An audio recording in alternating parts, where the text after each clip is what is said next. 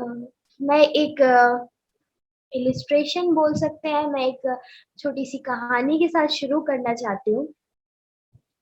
अ, एक बार की बात है, मैं अपने कमरे में बैठी थी कि पापा मेरे पास आते हैं और बोलते हैं कि अ, "क्या हो गया तुमको? खाना नहीं खाना है?"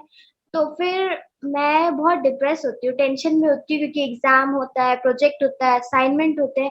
तो मैं पापा से बोलती हूँ, "पापा बहुत सारी टेंशन है, एग्ज़ाम है, अ, प्रोजेक्ट्स है, असाइनमेंट है, फिर ये, वो" और ढेर सारी लंबी सी लिस्ट पापा के सामने रख देती हूँ परेशानी की, कि मेरे सामने इतनी सारी परेशानियाँ हैं। फिर पापा मुझे कुछ नहीं बोलते, उठते हैं और हाथ पकड़ के किचन की ओर लेके जाते हैं। किचन में जाने के बाद 3 अलग-अलग टाइप के बाउल लेने के लिए मुझे बोलते हैं। तो मैं 3 बाउल लेती हूँ, बोलते हैं अब इसमें पानी डालो। फिर मैंने पानी डाला उसमें और उसके बाद बोले जाओ आलू लेके आओ, अंडा लेके आओ। मैं लेके आई हूँ, आलू लेके आई हूँ और मैं अंडा भी लेकर आई हूँ। तो और बोलते हैं कॉफ़ी भी लेके आओ।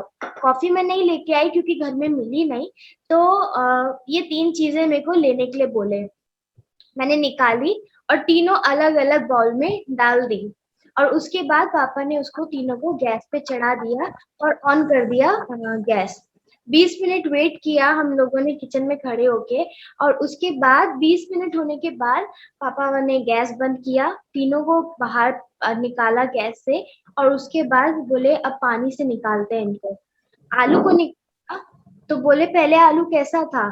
मैंने बोला पहले आलू तो बहुत हार्ड था। बोले अब कैसा है? अब तो सॉफ्ट हो गया है।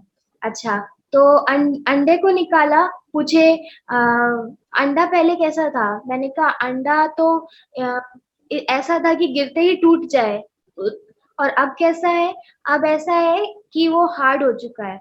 और कॉफ़ी अ, मैंने बोला कॉफ़ी पहले दिख रहा था और पानी सफ़ेद था, अब कॉफ़ी दिख नहीं रहा, पानी ने कॉफ़ी का रंग ले लिया है।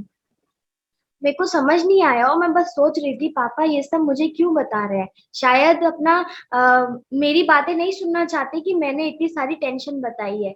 तो पापा बोलते हैं कि मैंने ये सब इसलिए बताया, इन सब तीनों स्टेज के लिए जो पानी था वो इनके लिए लाइफ में चैलेंज था और इन ये तीनों चीज़ें पानी में गुज़री। आलू गया पानी में तो उसकी लाइफ का चैलेंज जितना था वो उसमें जब बाहर आया तो वो सॉफ्ट हो गया।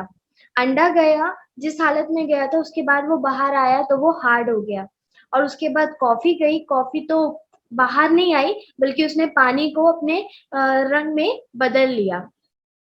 तो हमारे जीवन में भी चैलेंजेस कुछ इस टाइप के ही होते हैं। हमारी ज़िंदगी में चैलेंज आते हैं वो हम पे डिपेंड करता है कि हम आलू की तरह खुद को सॉफ्ट कर देते हैं, अंडे की तरह खुद को सख्त कर देते हैं या कॉफ़ी की तरह चैलेंजेस को बदल कर उसको अपनी खुशियों में चेंज कर देते हैं।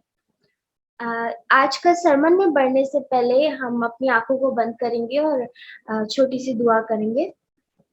Our most gracious Heavenly Father, Lord, thank you for being with us and thank you for giving us good night slumber, Lord. Thank you for your all kindnesses and mercies, Lord. At this time, Lord, we submit each and every person over here, Lord. Please be with each and every one. Help us whatever we may learn today, whatever we may study, Lord. It may be from Thy word, Lord. May help me so that I may speak according to Thy will and wish, Lord. I may not speak on my own, Lord. May it will be your word, Lord. Please be with us and help us and guide us. I ask this through mercies in your name. Amen. Dawood की कहानी अक्सर हमने सुनी होती है। Time तो वैसे कम है और मैंने जो प्रिपेयर किया उस हिसाब से मुझे लग रहा है कि आज मैं टाइम से आगे ना चली जाऊँ, पर कोशिश करूँगी मैं कम से कम टाइम में बता सकूँ। तो दाऊद की और गोलियत की कहानी हमने अक्सर हमेशा सुनी होती है। जब हम छोटे होते हैं तो हमारे टीचर संडे स्कूल की टीचर हम लोग को दिखाती है कि अच्छा ये दाऊद है, ये गोलियत है और कुछ इस तरीके का पोस्टर हमारे सामने रख देती है जब वो कहानी बताती है। जब मैं छोटी थी तो मुझे याद है मैं अपनी सीट पे संडे स्कूल में एक कॉर्नर सीट पे बैठकर टीचर की वो स्टोरी ध्यान से सुनती थी जो मुझे बताती थी। मेरे घर में स्टोरी बताई गई, संडे स्कूल में, सैबथ स्कूल में, हर जगह पे, और उसको पिक्चराइज करने के लिए हमें बोला जाता था।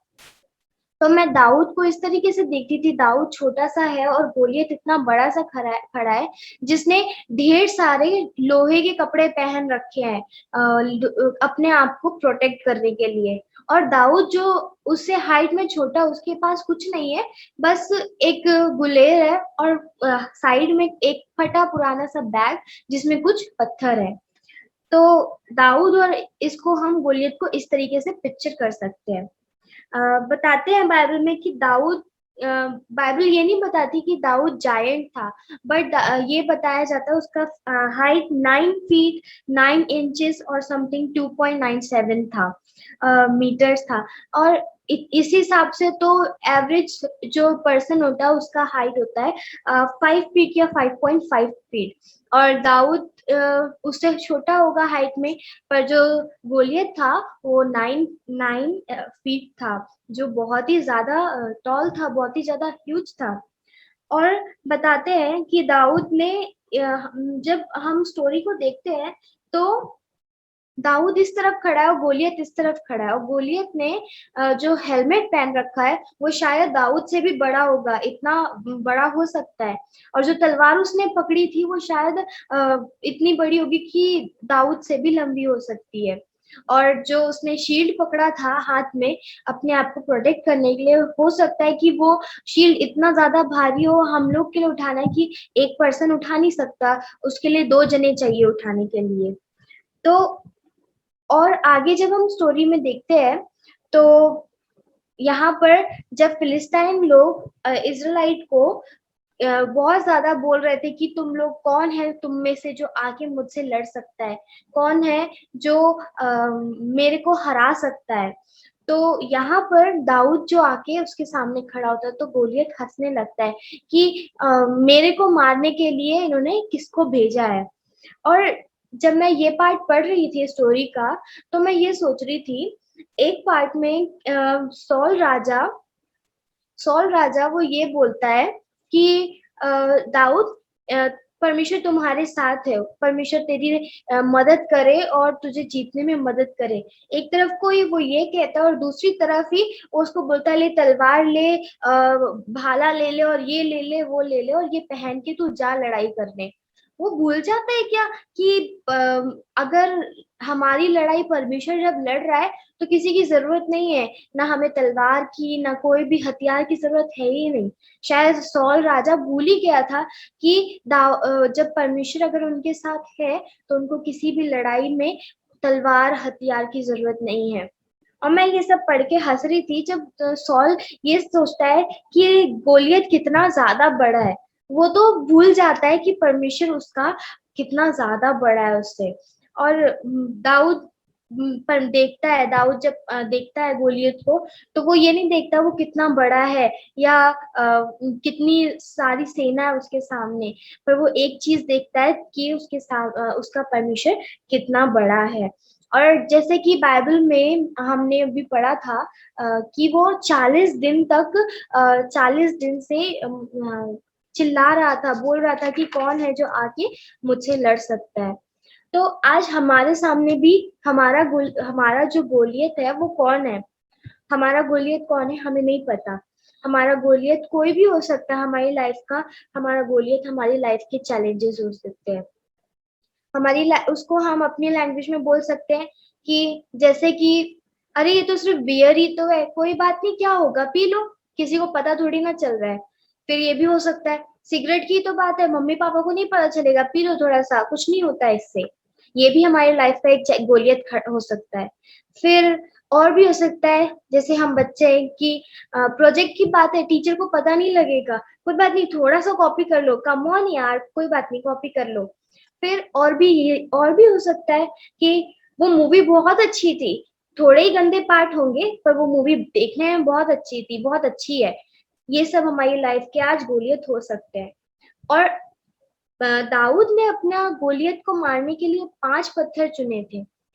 आज हमें भी कुछ ऐसे ही वो 5 पत्थर चुनने हैं, जिससे हम अपनी लाइफ के गोलियत को मार सकते हैं। चाहे कोई भी गोलियत हो हमारे सामने, ये जो मैंने अभी बताया वो भी हो सकते हैं, या कुछ हमारे फैमिली प्रॉब्लम्स हो सकता है, हमारे रिलेशनशिप हो सकता है, कुछ भी हो सकता है जो हमारे सामने गोलियत के रूप में खड़ा हो रहा होगा।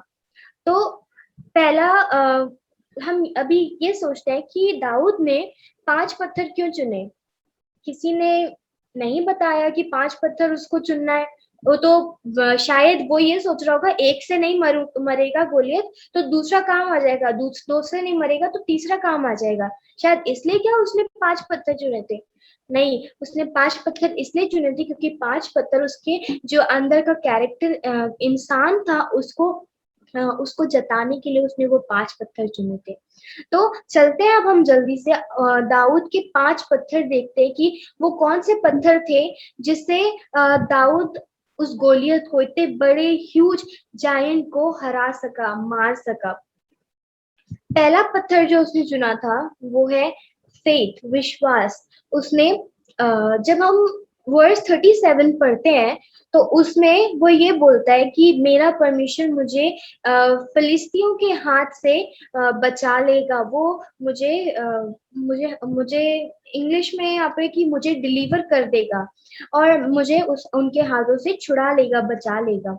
और डेविड इतना, जो दाऊद था वो उसको इतना ज्यादा विश्वास था, थोड़ा सा भी शक नहीं था कि अगर वो लड़ाई में, जंग में उतर जाता है तो उसका परमेश्वर उसका साथ नहीं देगा। उसको इतना सा भी, हल्का सा भी ऐसा दिमाग में नहीं आया कि उसका परमेश्वर उसके साथ नहीं है। भजन संहिता 23 में वो खुद कहता है, यहोवा मेरा चरवाहा है, मुझे किसी बात की कमी नहीं, किसी बात की घटी नहीं होगी।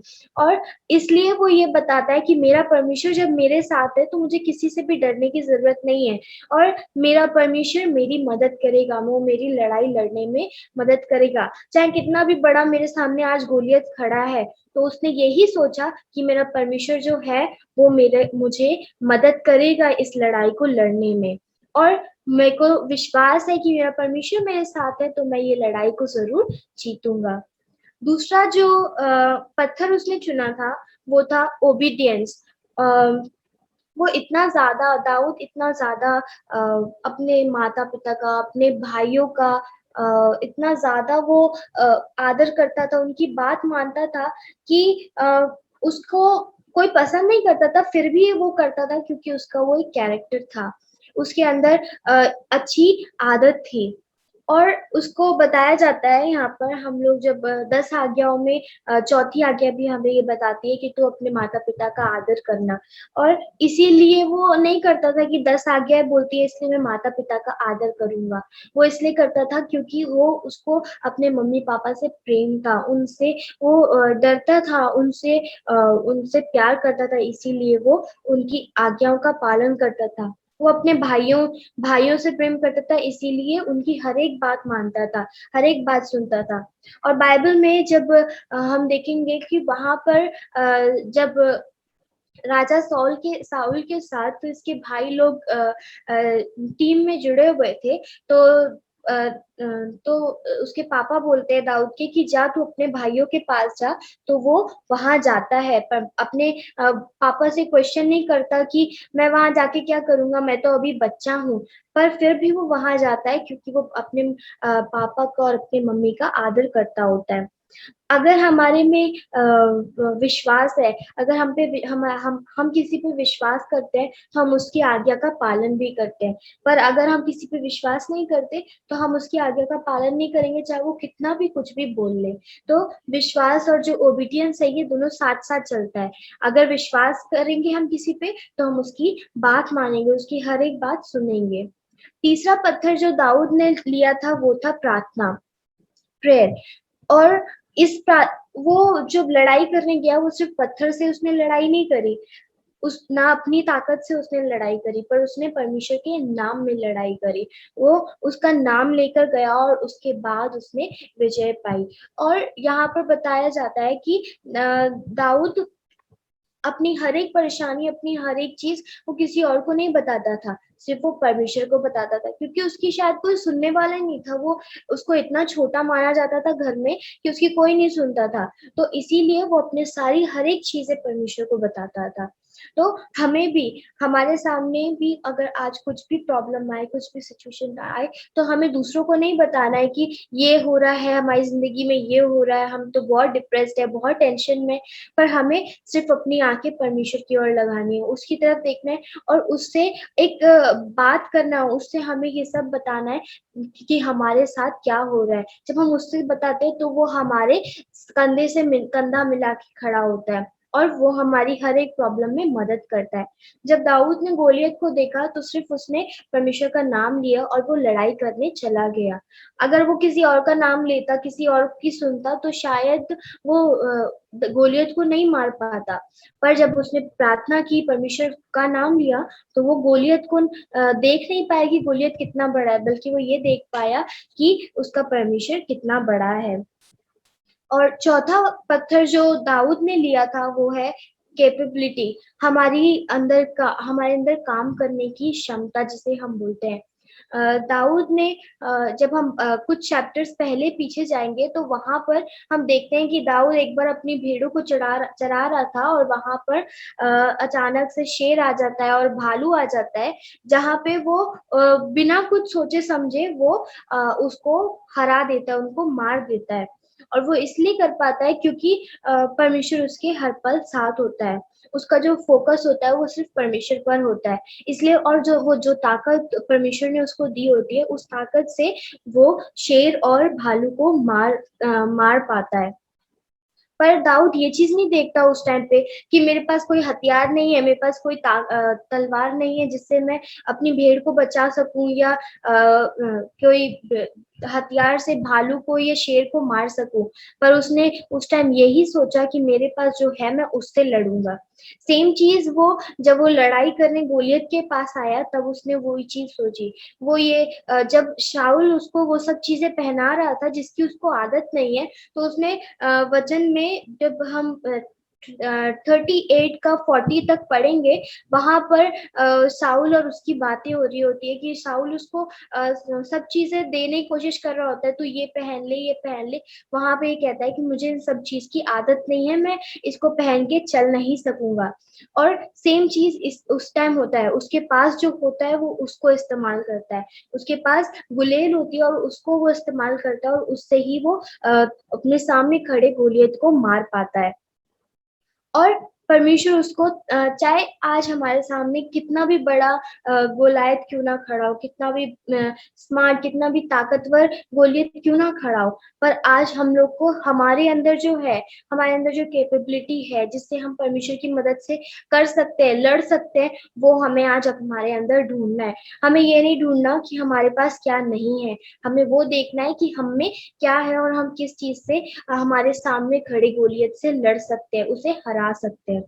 और पांचवा और आखिरी पॉइंट जो पत्थर जो उसने उठाया था, वो है उसका कॉन्फिडेंस, उसके अंदर की हिम्मत जो उसने उठाई थी, वो थी हाँ, दाऊद बताते हैं, दाऊद बहुत होशियार था, बहुत ज्यादा ताकतवर था, पर उसने अपनी ताकत परमेश्वर के हाथ में दी।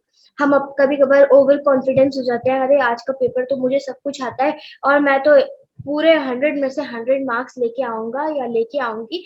पर क्या होता है, जब रिजल्ट आता है तो मार्क्स कम हो जाते हैं। हम में ओवर कॉन्फिडेंस नहीं होना चाहिए। अगर हमारे अंदर कॉन्फिडेंस होना चाहिए तो वो परमेश्वर के थ्रू होना चाहिए, क्योंकि हम परमेश्वर के बिना कुछ भी नहीं है। अगर उसने हमें पकड़ा है, थामा है, तो हम जिंदा हैं, हम चल फिर सकते हैं। पर अगर हमने उसको छोड़ दिया है, अपने ऊपर खुद पे ज्यादा भरोसा करते और उसकी बात नहीं सुनते, तो फिर हम उसके बिना आज कुछ भी नहीं है। तो पर जब यहाँ पर बताया जाता है कि दाऊद ने अपना कॉन्फिडेंस परमेश्वर के नाम में उठाया, उसका नाम लिया, और उसके बाद उसने वो पत्थर गुलेल में डाला और घुमा के उसने गोलियत को निशाना लगाया, और गोलियत के यहाँ लगा और गोलियत मर गया। और यहाँ पर बताया जाता है आगे कि दाऊद इतना ज्यादा टैलेंटेड था कि वो जैसे शेर को मार सका और बियर को मार सका, तो गोलियत और उसके सामने वो सब चीजें क्या थी। वो शायद अगर उसको तलवार चलाना आता होता तो वो शायद लड़के आ सकता था, मार सकता था, पर उसका भरोसा सिर्फ परमेश्वर पर था। उसने अपना जो कॉन्फिडेंस था वो परमेश्वर के हाथ में दिया, और फिर उसने बोला, ले परमेश्वर तू मुझे चला, मुझे तू गाइड कर, ताकि मैं इस सामने खड़े गोलियत को मार सकूं। तो आज जो 5 पत्थर उस दिन गोलियत जब दाऊद के सामने था, तब दाऊद ने 5 पत्थर उठाए। तो आज हमारे सामने खड़े गोलियत को भी मारने के लिए हमें ये 5 पत्थर उठाने हैं। Faith, obedience, prayer, capability and confidence, ये 5 पत्थर हमें उठाने हैं, और इन 5 पत्थर के द्वारा हमें हमारे सामने खड़े गोलियत को मारना है, ताकि हम हमारे परमेश्वर की जीत हो सके। और एक कैप्शन मैं जब पढ़ रही थी तो मुझे याद आया कि राजा साउल ने सोचा कि ही थॉट कि Goliath was too big to fight, और David he thought he was too big to miss. राजा साउल ने ये सोचा कि वो तो इतना बड़ा है, उससे लड़ाई नहीं करी जा सकती, पर दाऊद ने क्या सोचा कि वो इतना बड़ा है कि अगर उसको निशाना मारूंगा तो कहीं भी लगेगा तो उसको मरना ही मरना है, वो मिस नहीं हो सकता मेरा निशाना।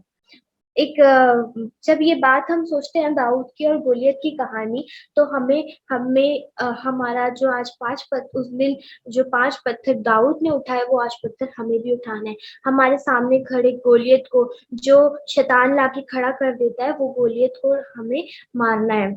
जो स्टोरी मैंने स्टार्टिंग में बताई थी, वो भी हमें यही सिखाती है कि हमें हर चैलेंजेस में किस तरीके से फेस करना है। या तो हम अच्छे बन सकते हैं या हम बुरे बन सकते हैं।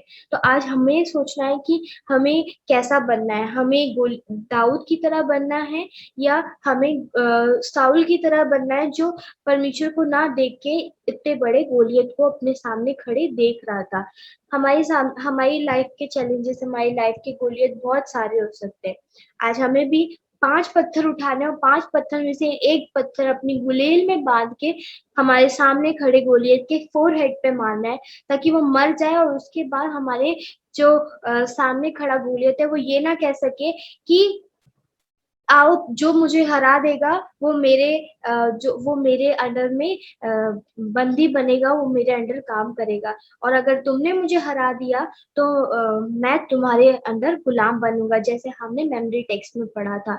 तो आज हमें हमारे गोलियत को, ये चैलेंज जो हमारे सामने वो चिल्ला चिल्ला कर बोलता है कि तुम मुझे हरा दो या मैं तुम्हें हरा दूं, वो हमें होने नहीं देना है। हमारे सामने खड़ी गोलियत को हमें हराना है। और एक कैप्शन के साथ मैं खत्म करना चाहूंगी, if there is a Goliath in front of you, that means there is a David inside you. बोलते हैं अगर हमारे सामने आज हमारे सामने गोलियत खड़ा है, तो दैट मीन्स हमारे अंदर दाऊद भी है। हमें हमारे अंदर के दाऊद को देखना है और हमारे सामने खड़े गोलियत को मारना है। तो आइए हम अपनी आंखों को बंद करें और हाथों को जोड़ें। Our most gracious Heavenly Father, Lord, thank you for blessing with us. Thank you for blessing us with a beautiful message, Lord. Help us so that today we may pick these 5 stones, Lord, and help us so that we may defeat our Goliath in front of you, Lord. Lord, please help us so that we may not see how huge this Goliath is, Lord. We may see how big you are, Lord. Please help us and help this message so that it may fruit in 60s, in 70s, and in hundreds, Lord. Please be with each and every person, those who are going to listen this message, Lord. Help them and touch their hearts so that they may turn their heart and they may become like they may become like David, Lord. Please help each and every one of us throughout the day. Be with us and forgive us all our sins that we have committed knowingly and unknowingly. I ask this few mercies in your name. Amen. Amen.